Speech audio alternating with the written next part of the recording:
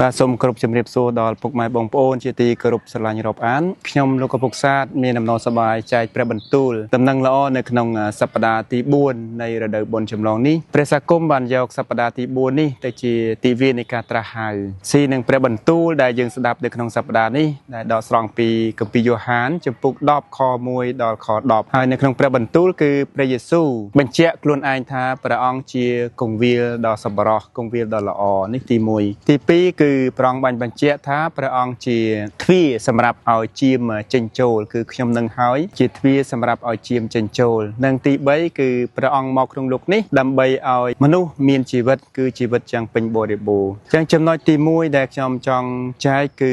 ព្រះយេស៊ូវបានបញ្ជាក់ថាព្រះអង្គជាគង្វាលដ៏សប្បុរសអញ្ចឹងកន្លែងនេះគឺ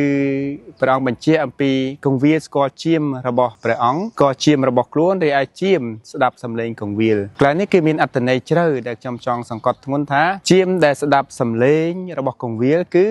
សម្រាប់យើងជាគ្រិស្តបរិស័ទគឺយើងស្ដាប់ព្រះបន្ទូលរបស់ព្រះអង្គហើយអនុវត្តតាមនិយាយខ្លីគឺប៉ុណ្ណឹងមានថាស្ដាប់សំឡេងរបស់ព្រះអង្គព្រះបន្ទូលរបស់ព្រះអង្គហើយរស់នៅតាមព្រះបន្ទូលនេះជាអត្ថន័យជាខ្លឹមសារនៃជាមដែលស្ដាប់សំឡេងរបស់គង្វាលដែលយើងមានសំឡេងច្រើនតែត្រូវជ្រើសសំឡេងគង្វាលរបស់យើងចំណុចទី2គឺព្រះអង្គរំលឹកថាព្រះអង្គផ្ទាល់ជាវាសម្រាប់ឲ្យជាមចេញចូលកន្លែងនេះក៏ជួយរំលឹកយើងថាយើងចេញចូលហើយយើងចេញចូលទៅណាហើយអ្វីជ្រៅជាងគឺសម្រាប់នាំយើងទៅកាន់ព្រះបិតាទៅកាន់ស្ថានបរមសុខគឺតាមរយៈព្រះអង្គផ្ទាល់តាមរយៈព្រះគ្រីស្ទជាមាគ៌ាជាទ្វារឲ្យយើងចូលទៅកាន់ជីវិតដ៏ពិតប្រាកដទៅកាន់ឋានបរមសុខអញ្ចឹងជីវិតរបស់យើងជាគ្រិស្តបរិស័ទយើងអត់ជ្រើសរើសផ្លូវផ្សេងទេគឺព្រះគ្រីស្ទផ្ទាល់ជាមាគ៌ាជាទ្វារសម្រាប់ឲ្យយើងធ្វើដំណើរទៅកាន់ព្រះបិតានឹង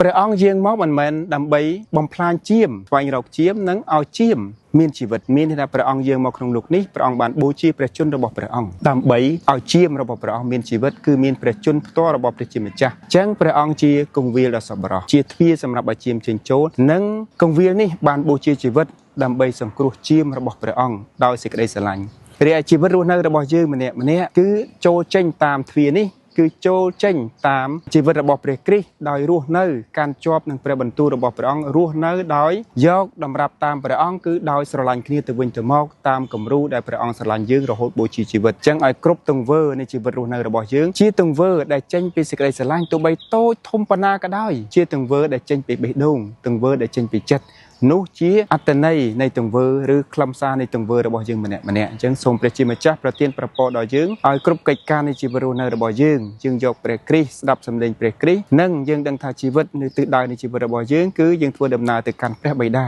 តាមរយៈព្រះគ្រីស្ទហើយសូមឲ្យយើងយកគំរូតាមព្រះអង្គរស់នៅដោយយកសេចក្តីស្រឡាញ់ជាធំទោះបីទង្វើតូចឬទង្វើធំឲ្យយើងដាក់សេចក្តីស្រឡាញ់របស់យើងក្នុងទង្វើទាំងអស់នោះ